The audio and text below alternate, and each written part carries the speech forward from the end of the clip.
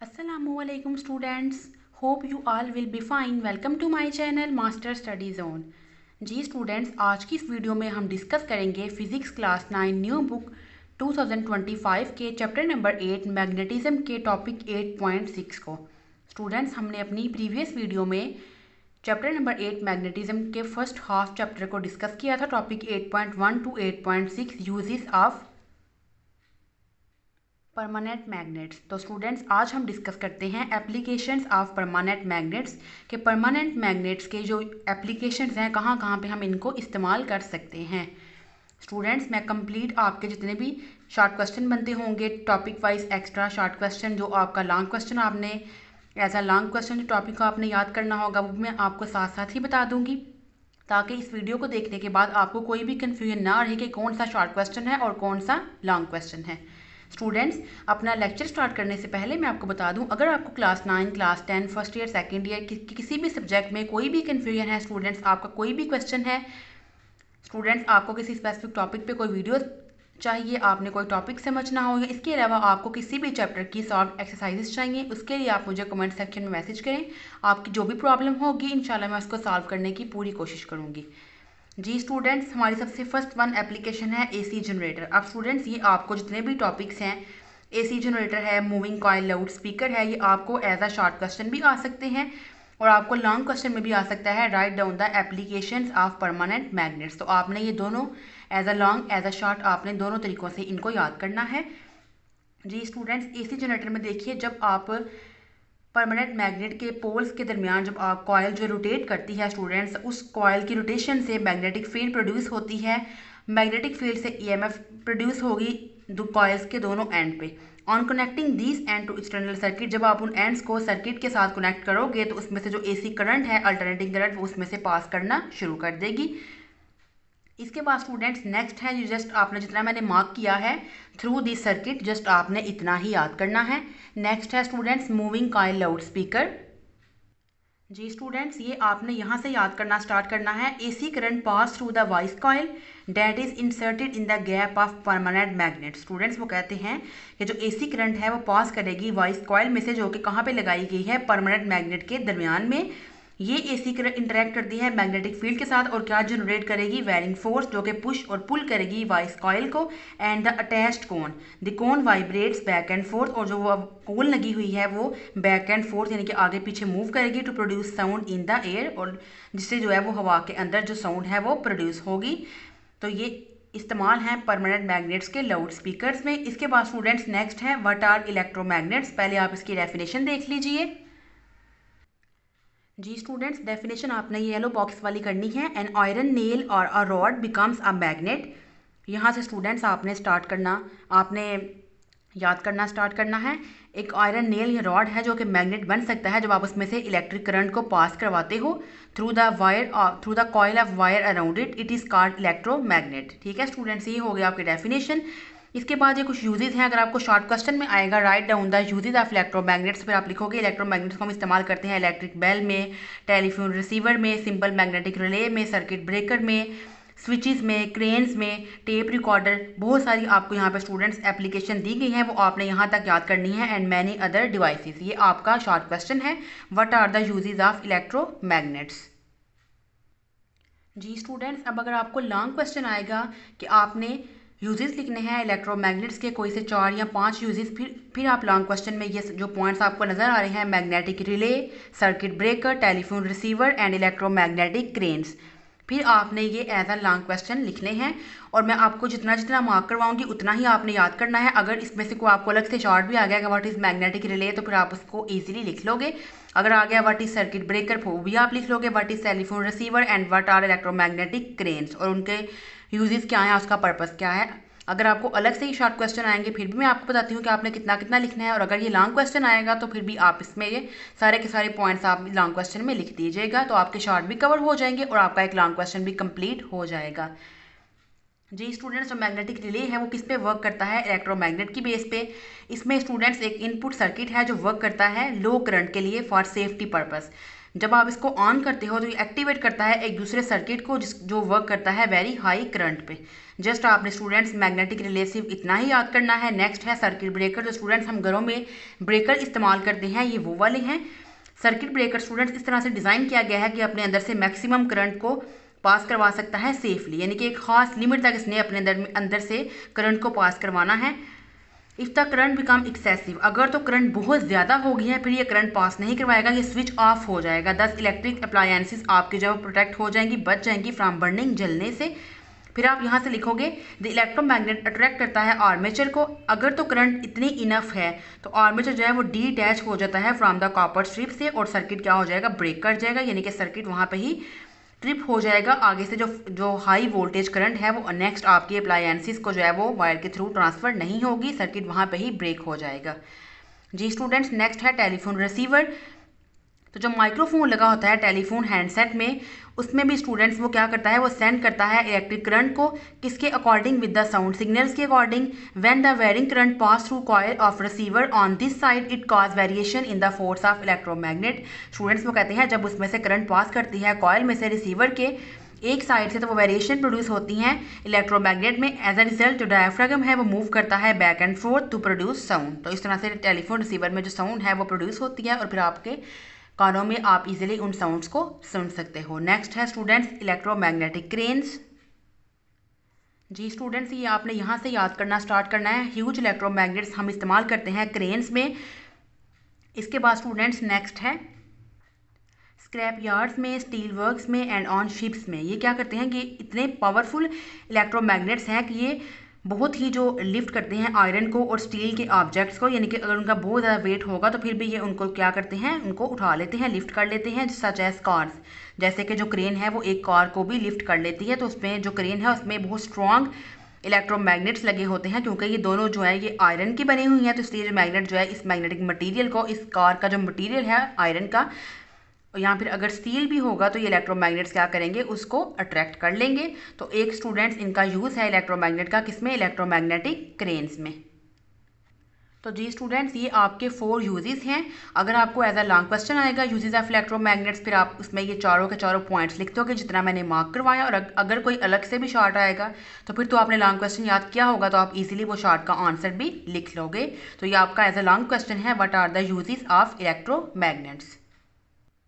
जी students, जो हमारा next topic है 8.8 डोमेन थ्योरी ऑफ मैग्नेटिज्म। उसमें स्टूडेंट्स आपने ये जो 3 डेफिनेशन है, what are paramagnetic materials, what are diamagnetic materials and what are ferromagnetic materials, ये स्टूडेंट्स 3 मोस्ट इंपॉर्टेंट डेफिनेशंस हैं। ये आपने अच्छे तरीके से याद करनी है, ये बहुत ज़्यादा इंपॉर्टेंट है। तो स्टूडेंट्स इसमें जस्ट आप एक ये डेफिनेशन याद कर लीजिएगा, डिफाइन मैग्नेटिक डाइपोल। तो एक एटम जो है, if an atom has some resultant magnetic field it behave like a tiny magnet, इसको हम क्या बोलते हैं, मैग्नेटिक डाइपोल। स्टूडेंट्स वो कहते हैं अगर एक एटम के पास कुछ रिजल्टेंट मैग्नेटिक फील्ड है तो वो बिहेव करेगा एज अ टाइनी मैग्नेट, उसको हम क्या बोलते हैं, मैग्नेटिक डाइपोल। अब इसमें स्टूडेंट्स आपने 3 डेफिनेशन याद करनी है, paramagnetic material, diamagnetic and ferromagnetic material. ये तीनों बहुत ही इंपॉर्टेंट डेफिनेशंस हैं। अब देखिए स्टूडेंट्स, वो कहते हैं कि अगर ऑर्बिटल और जो स्पिन एक्सिस है इलेक्ट्रॉन्स की, इलेक्ट्रॉन जब ऑर्बिट में मूव करते हैं एटम की, तो वो इस तरह से आपने उसकी पोजीशन कह लीजिए इस तरह से है कि उनकी जो फील्ड्स हैं वो सपोर्ट करती हैं एक दूसरे को। And the atom behave like a tiny magnet, इनको हम क्या बोलते हैं, पैरामैग्नेटिक मटीरियल। एग्जांपल है स्टूडेंट्स इसमें एल्यूमिनियम है एंड लिथियम है। अब सेकंड क्या है, डायमैग्नेटिक। इसमें स्टूडेंट्स जो मैग्नेटिक फील्ड प्रोड्यूस होती हैं जब इलेक्ट्रॉन ऑर्बिट और स्पिन मोशन करते हैं, तो उसमें स्टूडेंट्स जो मोशन है वो क्या करती है, एड अप टू 0। उसमें जो ओवरऑल जो उनकी मैग्नेटिक फील्ड है वो 0 होती है। In this case atom has no resultant field, atom की कोई भी फील्ड नहीं होगी। इन मटेरियल को हम क्या बोलते हैं, डायमैग्नेटिक मटेरियल। उसकी एग्जांपल है कॉपर, बिस्मथ एंड वाटर। जी स्टूडेंट, लास्ट वाली है फेरोमैग्नेटिक मटेरियल्स। अब देखिए स्टूडेंट्स, इसमें हमारे पास एग्जांपल हैं आयरन, स्टील, निकल, कोबाल्ट। इनमें जो कैंसलेशन होती है magnetic and orbital and spin motion की of any type does not occur for large group of neighboring atom of the order of 10 की power 16 because they have electron spin that are naturally aligned parallel to each other। अब students में वो कहते हैं कि जो cancellation है वो do not occur for large groups, यानी कि ये लार्ज ग्रुप्स के लिए नहीं होती। नेबरिंग एटम जो उसके साथ वाला एटम होगा उसके लिए उसका ऑर्डर है 10⁻16, क्योंकि इनके पास जो इलेक्ट्रॉन है वो स्पिन करते हैं। इलेक्ट्रॉन स्पिन क्या है, नेचुरली अलाइंड होती हैं और वो पैरेलल है एक दूसरे के। इनको हम क्या बोलते हैं, फेरोमैग्नेटिक मटीरियल्स। जी स्टूडेंट्स, हमारा नेक्स्ट टॉपिक है अलाइनमेंट ऑफ डोमेन्स। इसमें स्टूडेंट्स डिफरेंट आपके शॉर्ट क्वेश्चंस बनते हैं, वो मैं अलग से वीडियो आपके साथ शेयर कर दूंगी। नेक्स्ट हम टॉपिक डिस्कस करते हैं 8.9 मैग्नेटाइजेशन एंड डीमैग्नेटाइजेशन। अब स्टूडेंट्स हमारे पास दो मेथड हैं मैग्नेटाइजेशन के, किसी भी स्टील बार को मैग्नेट बनाने के लिए। फर्स्ट वन है स्ट्रोकिंग। इस मेथड में आपने क्या करना है, हम कैसे स्टील बार में मैग्नेटिज्म इंड्यूस करवाते हैं। मैग्नेटिज्म मीन स्टूडेंट्स कि वो भी बिहेव करने लग जाता है एज अ टाइनी मैग्नेट, जिसको हम बोलते हैं मैग्नेटाइजेशन। इस प्रोसेस को जो हमने जब हमने ये चैप्टर डिस्कस किया प्रीवियस वीडियोस में, हमने इसको डिस्कस किया था डेफिनेशन को, व्हाट इज़ मैग्नेटाइजेशन। तो स्टूडेंट्स इसमें आप क्या करते हो, आप मैग्नेटिक फील्ड को इस्तेमाल करते हो एक परमानेंट मैग्नेट की, और आप जो है वो स्टील बार के अंदर मैग्नेटिज्म को इंड्यूस करवाते हो। अब students the steel bar can be stroked in 2 ways. अब स्टील बार को जब आप स्ट्रोक करते हो, जब आप किसी इसको हिट करते हो, तो स्टूडेंट्स वो 2 वेज हैं, वो कौन कौन से हैं। जी स्टूडेंट्स, फर्स्ट वन है सिंगल टच मेथड। इसमें आपने स्टील बार को एक हॉरिजॉन्टल सरफेस के ऊपर रख दिया। ये देखिए आपको स्क्रीन पे शो भी हो रहा होगा कि आपने स्टूडेंट्स क्या किया है, स्टील बार को आपने एक हॉरिजॉन्टल सरफेस पे रख दिया। It is stroked from one end to the other several times in the same direction. अब आपने इसको स्ट्रोक करना है, यानी कि आपने इसको हिट करना है एक एंड से फ्रॉम सेवरल टाइम्स, बहुत दफ़ा एक ही डायरेक्शन में, यूजिंग द सेम पोल। यानी कि जो मैग्नेट आपने इस्तेमाल किया है आपने उसी का एक सेम वाला पोल, यानी कि अगर आपने उसका नॉर्थ पोल लिया है तो आपने उसके नॉर्थ पोल से ही उसके एक एंड पे आपने सेवरल टाइम बहुत दफ़ा आपने हिट करना है एक ही डायरेक्शन में। जी स्टूडेंट्स, नेक्स्ट आगे देखिए आप, using the same pole of the permanent magnet, यानी कि परमानेंट मैग्नेट के एक ही पोल से। Every time the magnet is lifted up sufficiently high on reaching the other end of the bar. वो कहते हैं हर टाइम पे जो मैग्नेट है वो लिफ्ट होगा sufficiently high on reaching the other end of the बार, कि जब आप देखोगे कि हर टाइम जब आप हिट करोगे तो मैग्नेट लिफ्ट होगा उतना ही ज़्यादा ऊपर जब उसका अदर एंड होगा। ये जो देखिए जो अदर एंड है आपकी स्टील बार का, तो मैग्नेट जो है वो उतना ही ऊपर लिफ्ट होगा। ये है आपका सिंगल टच मेथड। दूसरा है डबल टच मेथड। इसमें आपने स्ट्रोक करना है सेंटर से, स्टील बार की सेंटर से आपने स्ट्रोक करना है onward with the unlike poles. Means के दो मैग्नेट आपने ले लिए परमानेंट मैग्नेट, एक का नॉर्थ पोल लेना है एक का साउथ पोल, और सेंटर में आपने उसको हिट करना है एक सेम टाइम पे। This method is more efficient then the first one. ये मेथड ज़्यादा एफिशिएंट है देन द फर्स्ट वन से। जी स्टूडेंट, सेकंड है making a magnet using solenoid. इसमें देखिए इस मेथड में आपने स्टील बार को कैसे मैग्नेटाइज करना है, आपने इसमें क्या रखना है, सोलिनॉइड। सोलिनॉइड क्या है स्टूडेंट्स, एक लॉन्ग कॉइल होती है वायर की। Solenoid shown have several 100 tons of insulated copper wire. इसके ऊपर सेवरल 100 टन्स होती हैं कॉपर की वायर की। जब आप इसमें से डायरेक्ट करंट पास करते हो सोलिनॉइड में से, तो वो स्टील बार भी क्या बन जाता है, बिकम्स अ मैग्नेट। ठीक है स्टूडेंट्स, इसमें आपने एक रूल याद करना है, राइट हैंड ग्रिप रूल। जी students, right hand grip rule क्या है कि आपने ग्रिप करना है सोलिनॉइड को अपने राइट हैंड से। राइट हैंड से ग्रिप करोगे, जो आपकी फिंगर्स हैं स्टूडेंट्स, जो आपकी कर्ल्ड फिंगर्स हैं वो आपको क्या बताएंगी, करंट की डायरेक्शन। और जो आपका थंब होगा स्टूडेंट्स वो आपको क्या बताएगा, the thumb points the north pole of the bar magnet. ठीक है स्टूडेंट्स,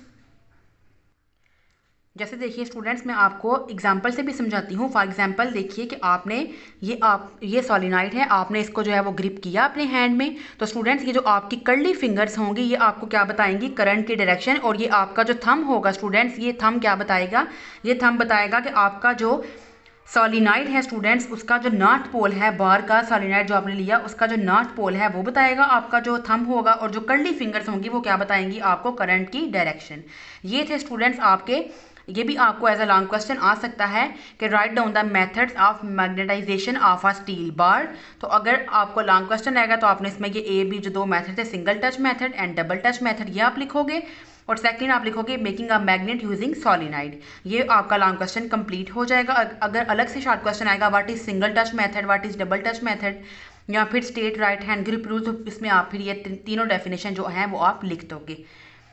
नेक्स्ट है स्टूडेंट्स कि आप मैग्नेट को डीमैग्नेटाइज कैसे करते हो, मीन कि आप उसमें से मैग्नेटिक प्रॉपर्टीज़ को किस तरह से लॉस करवा दोगे। फर्स्ट वन है हीटिंग। जो थर्मल वाइब्रेशंस हैं वो डिस्टर्ब कर देती हैं एक मैग्नेट की डोमेन्स को। देयरफॉर अगर आप हीट करते हो मैग्नेट को बहुत ज़्यादा स्ट्रांगली, तो वो अपनी मैग्नेटिक प्रॉपर्टीज़ को लॉस कर देगा। और वो क्या हो जाएगा, डीमैग्नेटाइज हो जाएगा। सेकंड है स्टूडेंट्स हैमरिंग। जी स्टूडेंट, सेकंड है हैमरिंग। अब आपने बीट करना है मैग्नेट को, तो उसकी डोमेन्स जो है वो लॉस हो जाएंगी, जो अलाइनमेंट होती है डोमेन्स की वो लॉस हो जाएंगी और मैग्नेट क्या हो जाएगा, डीमैग्नेटाइज। इसको आप क्या बोलते हो, हैमरिंग। इसके बाद स्टूडेंट थर्ड वाला पॉइंट है अल्टरनेटिंग करंट। जब आप अल्टरनेटिंग करंट को पास करवाते हो एक लॉन्ग सॉलिनॉइड से, तो magnet move out slowly from inside of the solenoid. उसमें से जो मैग्नेट है वो मूव करना शुरू कर देता है सॉलिनॉइड के अंदर से, और वो क्या हो जाता है, सॉलिनॉइड इज डीमैग्नेटाइज। तो आपके पास 3 मेथड थे स्टूडेंट्स कि आप किस तरह से एक मैग्नेट को डीमैग्नेटाइज कर सकते हो। First one is heating, second is hammering and third is alternating current. So students, this was all about our 2 days lecture. आज का लेक्चर हम यहीं पे वाइंड अप करते हैं। जो हमारा एक टॉपिक रह गया है 8.10, और स्टूडेंट्स एक हमारा टॉपिक जो है वो पिछला रह गया है, जिसमें हमने डोमेन्स को डिस्कस करना है, मैग्नेट्स की अलाइनमेंट को। ये स्टूडेंट्स हम 2 टॉपिक अपनी नेक्स्ट वीडियो में इंशाल्लाह डिस्कस करेंगे। स्टूडेंट्स, अगर मेरी आज की वीडियो आपको अच्छी लगी हो, वीडियो को लाइक करें, ज़्यादा से ज़्यादा शेयर करें और मेरे चैनल को सब्सक्राइब कर लें, ताकि इसी तरह के इन्फॉर्मेटिव लेक्चर्स वीडियोस आप तक पहले पहुंच सकें। मिलेंगे स्टूडेंट्स इंशाल्लाह एक नेक्स्ट वीडियो में एक नए टॉपिक के साथ। अपना बहुत सारा ख्याल रखिएगा। तब तक के लिए अल्लाह हाफिज़।